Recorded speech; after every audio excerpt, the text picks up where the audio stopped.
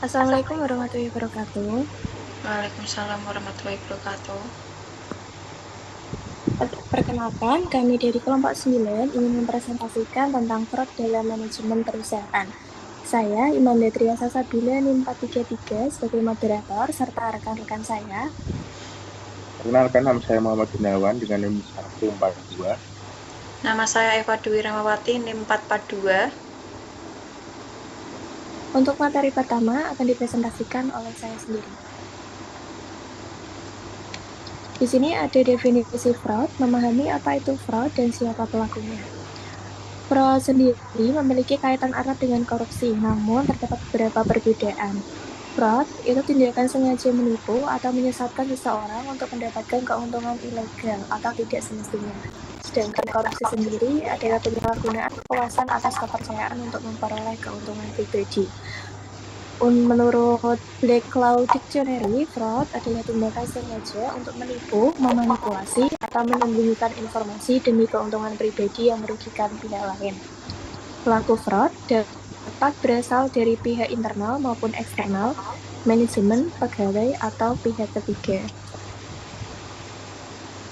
Untuk jenis fraudnya sendiri, yaitu ada banyak seperti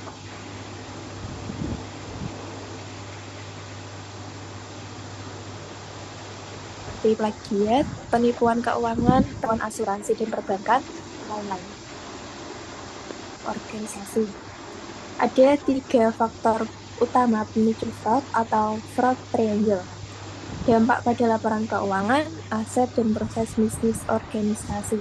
Yang pertama ada tekanan atau pressure, peluang atau opportunity, rasionalisasi atau rationalization. Untuk tekanan sendiri,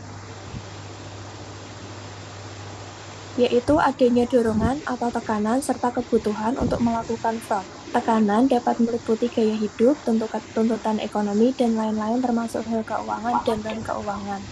Terdapat 4 jenis kondisi yang umum terjadi pada pressure yang dapat mengakibatkan kecurangan, yaitu financial stability, external pressure, personal financial need, dan financial target.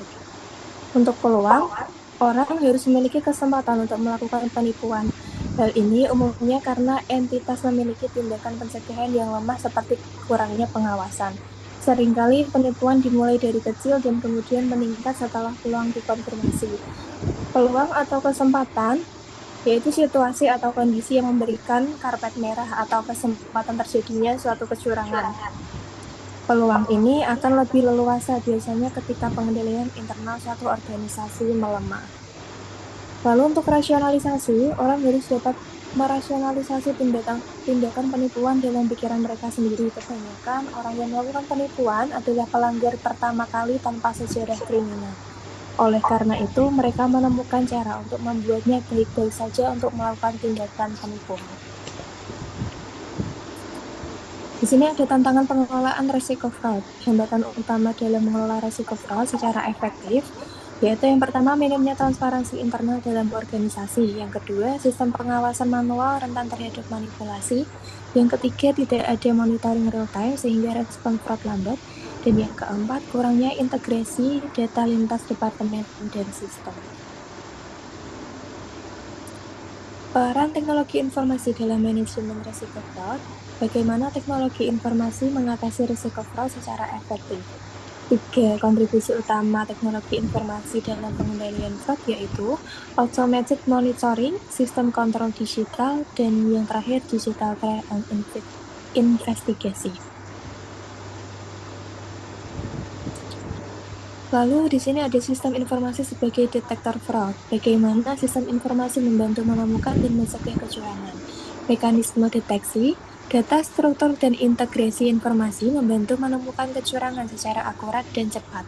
Transaksi tercatat otomatis mengurangi celah manipulasi data dan meningkatkan akuntabilitas sistem. Selanjutnya dijelaskan oleh rekan saya. Untuk selanjutnya, teknologi audit dan monitoring otomatis. bagaimana teknik informasi mengotomatiskan deteksi dan pengawasan fraud, audit berbasis TI, dan pemantauan digital mempercepat deteksi kecurangan serta meminimalkan celah manipulasi dalam proses bisnis organisasi, yaitu audit internal berbasis TI, pemantauan real-time, deteksi penggelapan aset, dan pemalsuan, serta perubahan transaksi. Next. Contoh teknologi untuk mitigasi fraud. Alat dan sistem TI utama dalam pencegahan fraud. Berbagai teknologi informasi telah terbukti efektif dalam mendeteksi, mencegah, dan merespon risiko fraud di organisasi modern, yaitu seperti sistem ERP dan integrasi data, terus forensik, accounting tools, dan continuous auditing and monitoring, dan data analitik dan anomaly detection. Next. Indikator fraud yang dapat dideteksi TI. Sinyal kecurangan yang terdeteksi sistem informasi, yaitu 1. Perubahan pola transaksi yang tidak wajar atau mencurigakan. 2. Keterlambatan atau ketidaksesuaian dalam pelaporan keuangan. 3. Data tidak konsisten atau terdapat anomali pada catatan sistem. Yang keempat, informasi sengaja ditutupi, diubah, atau diselewengkan. Next. Dampak penerapan TI dalam pengendalian fraud. Manfaat nyata teknologi informasi dalam menekan risiko fraud, yaitu mengimplementasi TI yang tepat memberikan dampak signifikan terhadap efektivitas pengendalian fraud di organisasi, yaitu dengan mempercepat investigasi atau fraud, mengurangi risiko manipulasi laporan, dan menekankan biaya kerugian fraud, serta meningkatkan kepercayaan pemangku kepentingan. Next. Dan untuk kesimpulannya, peran teknologi informasi dalam manajemen risiko fraud modern, yaitu teknologi informasi adalah komponen penting dalam manajemen risiko fraud modern. Yang kedua, meningkatkan pencegahan, deteksi, dan respon terhadap fraud. Yang ketiga, organisasi wajib membangun sistem informasi yang terintegrasi dan aman. Dan yang terakhir, audit berkelanjutan memastikan efektivitas pengendalian fraud jangka panjang. Yang selanjutnya, studi kasus pada PT Garuda Indonesia merupakan maskapai penerbangan nasional Indonesia yang didirikan pada tahun 1949 dan berstatus sebagai badan usaha milik negara BUMN. Perusahaan ini melayani penerbangan domestik maupun internasional secara tercatat sebagai perusahaan publik di Bursa Efek Indonesia atau BEI. Sebagai perusahaan terbuka, Garuda Indonesia wajib menyajikan laporan keuangan yang transparan, akurat, dan sesuai dengan standar akuntansi keuangan atau SAK. Selanjutnya, kronologi PT Garuda Indonesia. Pada tahun buku 2018, PT Garuda Indonesia melapor laba bersih sebesar $809.000 atau sekitar 11,33 miliar. Laba tersebut diperoleh antara lain dari pengakuan pendapatan sebesar sekitar $239 juta yang berasal dari kerjasama dengan PT Mahata Aero Teknologi terkait penyajian layanan konektivitas dan hiburan dalam masyarakat. Pendapatan tersebut dicatat sebagai pendapatan perusahaan meskipun pembayaran di PT Mahata Aero Teknologi belum diterima secara nyata oleh Garuda Indonesia. Dua komisaris Garuda Indonesia menolak menandatangani laporan keuangan karena menganggap pencatatan tersebut tidak sesuai dengan standar akuntansi keuangan. Setelah dilakukan pemeriksaan oleh regulator, ditemukan bahwa pengakuan pendapatan tersebut tidak dapat sehingga laporan keuangan harus direvisi. Setelah revisi dilakukan, Garuda Indonesia yang sebelumnya melaporkan laba ternyata mengalami kerugian. Selanjutnya, bentuk fraud. kasus yang terjadi pada PT Garuda Indonesia termasuk kategori fraudulent financial statement atau kecurangan laporan keuangan. Bentuk fraud yang dilakukan antara lain sebagai berikut. Pengakuan pendapatan sebelum memenuhi syarat akuntansi, manipulasi laporan keuangan untuk menampilkan kondisi perusahaan yang lebih baik, penyajian informasi keuangan yang berpotensi menyesatkan investor dan pemangku kepentingan, dan yang terakhir, upaya mempercantik kinerja perusahaan melalui pencatatan transaksi yang belum terrealisasi. Dampak bagi perusahaan, Garuda Indonesia diwajibkan melakukan revisi laporan keuangan tahun 2018. Reputasi perusahaan mengalami penurunan di mata publik dan investor. Saksi bagi regulator, BEI memberikan peringatan tertulis 3 kepada Garuda Indonesia. Garuda Indonesia dikenakan denda sebesar 250 juta oleh BEI. OJK atau Otoritas Jasa Keuangan menjatuhkan denda sebesar 100 juta kepada perusahaan dan masing-masing anggota direksi.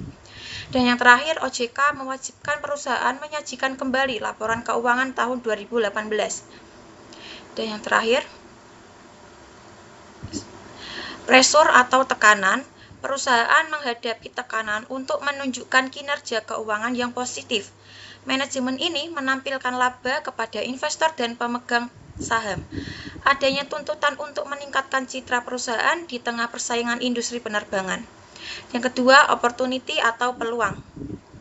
Lemahnya pengawasan terhadap proses penyusunan laporan keuangan.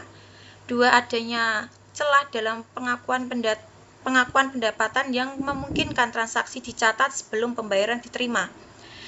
Kurangnya pengendalian internal yang efektif dalam proses pelaporan keuangan. Dan ketiga, rationalization atau rasionalisasi. Manajemen kemungkinan menganggap pengakuan pendapatan tersebut akan diterima pada masa mendatang sehingga dapat dicatat lebih awal. Tindakan dianggap sebagai upaya mempertahankan kepercayaan investor. Pelaku merasa tindakan tersebut dilakukan demi menjaga citra dan keberlangsungan perusahaan. Kesimpulan pada studi kasus pada PT Garuda Indonesia adalah contoh fraud jenis fraudulent financial statement, yaitu manipulasi laporan keuangan melalui pengakuan pendapatan yang belum memenuhi syarat akuntansi. Kasus ini menunjukkan bahwa tekanan untuk menampilkan kinerja yang baik ditambah lemahnya pengawasan internal dapat mendorong terjadinya kecurangan laporan keuangan yang merugikan perusahaan, investor, dan pemangku kepentingan lainnya.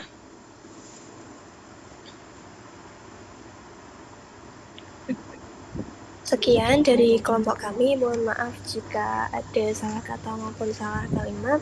Terima kasih. Wassalamualaikum warahmatullahi wabarakatuh. Waalaikumsalam warahmatullahi wabarakatuh.